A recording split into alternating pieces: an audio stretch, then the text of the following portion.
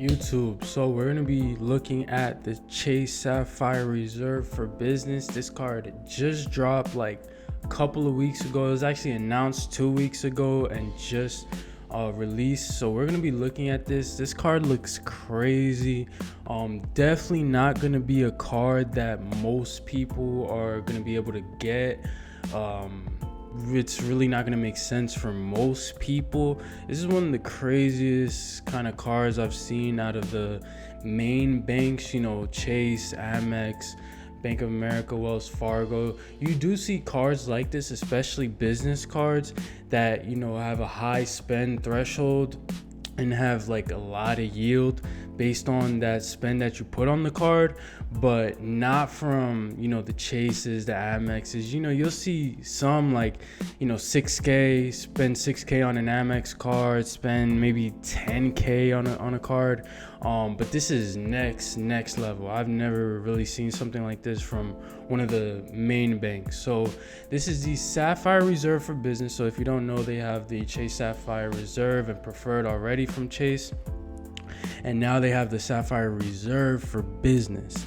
So looking at the welcome offer, which is the biggest thing on the screen that you first see when you're on their welcome page to apply for it, you see it's 200,000 bonus points. 200,000 bonus points. And then under that, you see after you spend $30,000 on purchases in your first 6 months. Like I said, I've never seen a intro bonus quite like that. 200K is insane, but also 30K in 6 months. That's also going to be more spend than most people can put on it. That's why I said, this is a card that is not going to be most people can afford to even have on their radar in the first place. This is going to be a card tailored for a specific type of person, especially people who, for our channel, what we do on here, e-commerce, Shopify, drop shipping. This would be a great card for people in our space, especially if you got to be doing a certain amount monthly revenue and profit rather, but crazy offer if you can get it, but and then there's going to be $800 annual fee, which is $100 more than the Amex Platinum. But again, if you are somebody that would even be bold enough to get this card at 30K spend in 6 months, then an $800 annual fee is really going to be nothing. And as you see here, it's about $2,500 in annual value that they're claiming. I think that's more than just the intro offer. I think that's everything. So going into the meat and potatoes, 8x points on all purchases through Chase Travel. So that's probably a bit more than standard. There's always going to be the highest point multiples when you're booking travel through that specific bank. They're always going to put the highest multiple on that to incentivize that. It's going to be 5x total points on Lyft rides through September 30th, 2027, which is really interesting how specific that is. And there's some annotations there. I don't know why it's, for the next like 2 or 3 years. That's kind of odd. I've never seen that before. But 5x total points on Lyft through that time. 4x points on flights and hotels booked direct. So that's like direct to the airline. 4x points. So still a good amount, half of doing it through Chase Travel. 3x points on social media and search engine advertising, which is real good for a business, especially e-commerce. And then 1x points on all other purchases. At least a 1.5 I think should have been done on there, if not even a 2. Again, this is a super premium card. This is above premium. This is next level. So on all purchases, I feel like it should have been like at least 1.5. Having 1x is it looks too that's too standard. You see that on any other card. And then obviously it had to give you airport lounge access. That's kind of like that was a lock. In no way you can release a card like this and not include the Sapphire lounges in there. I would assume they're adding in priority pass. Yeah, they do. Because right now there's only about seven Sapphire lounges so far, because it just started not too long ago. It takes time to build them, so they don't have too many right now, as much as like Amex, Centurion lounges, but it does come with priority pass, of course. So like I said, that one's kind of a lock. You can't really offer something like this and not include something so kind of standard.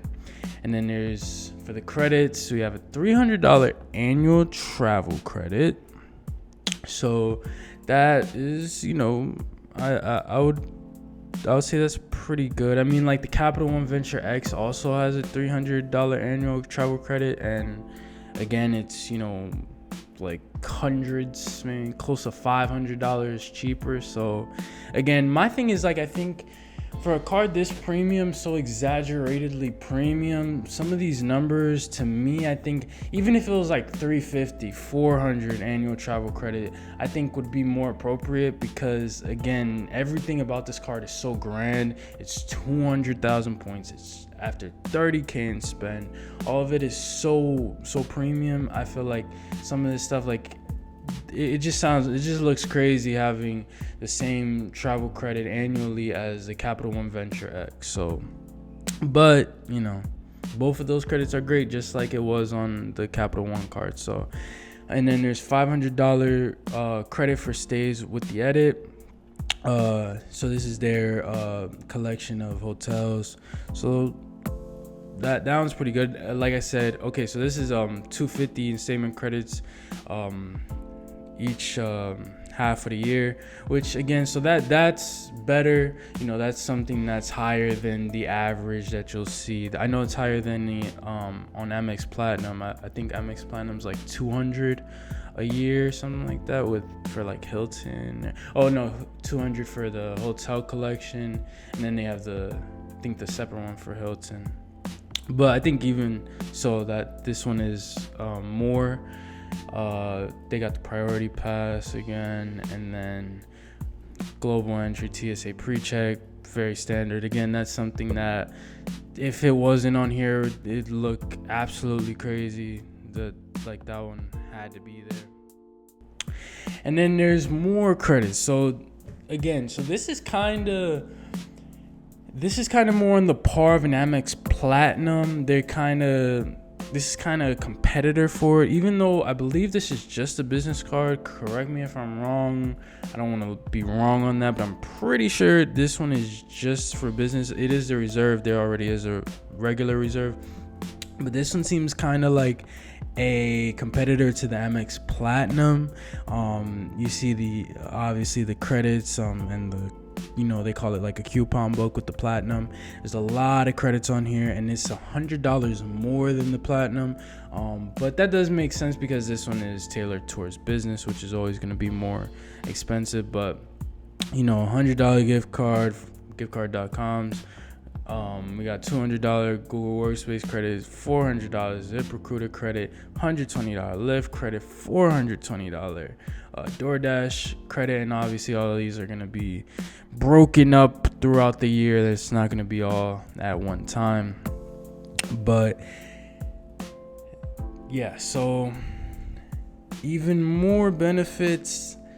Diamond Elite status for IHG1. Personally, sorry about that. Personally, my favorite hotel brand out of the big four, you could say, like Marriott, IHG, Hilton, Hyatt. I really like IHG, so this one's real nice to have that, to see that credit. Amex is usually Hilton, Marriott, so this is real cool. Chase does some things with Hyatt, so this is kind of like a pivot from Hyatt to IHG. A-list status with Southwest. Rapid rewards, that's pretty good, especially after the changes with Southwest Airlines. This has more value than it did before. And then there's a $500 Southwest Airlines travel statement credit, and $500 the shops at Chase statement credits. So there's a bunch of stuff here. There's a bunch of stuff. We got concierge service, which like the Amex has some concierge service. Again, that's kind of like a given.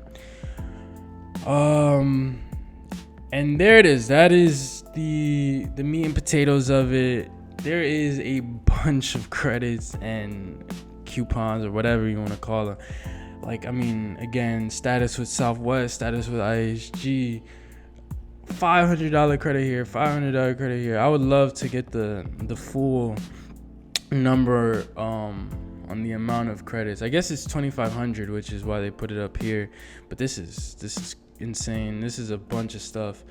Overall, I think the biggest thing is in this credit card space, one of the huge things is intro bonuses. A lot of people focus in on intro bonuses. Some people, even churn credit cards just for intro bonuses. So intro bonus is very important.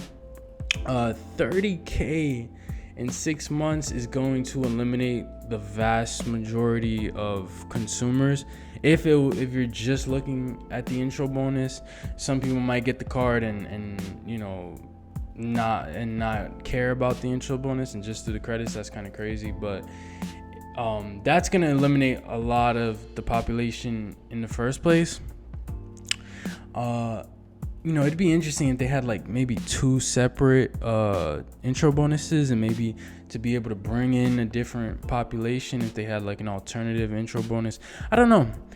I think it's going to be really hard with that intro bonus, though, because a lot of people are going to see that and it's like immediately it's a no-go. But at $100 more than the Amex Platinum, this does have some pretty good value. I mean, when you talk about these credits, there's credits all over this page, all over advertising this card. There's credits all over. And when you add stuff like that up, I mean, I'm pretty sure all of this is way more than so this is $25 in annual value. So, as compared to the annual fee of $800. I mean, this is a monster card. But my only thing is that intro bonus. I'm unsure how that's gonna work with most people. How the business is gonna go. Definitely, obviously, they're gonna have high earners and high spenders on this card getting the card. But the business of it is interesting to me. But it's a pretty beastly card. It is a nice. It's a big card, and it's gonna shake up the space of credit cards. So I really want to know what people were thinking about this. Let me know in the comments what you think of this card. This card is crazy. Really gonna shake things up on the premium luxury side. Let me know in the comments what you think, and I'll see you in the next one.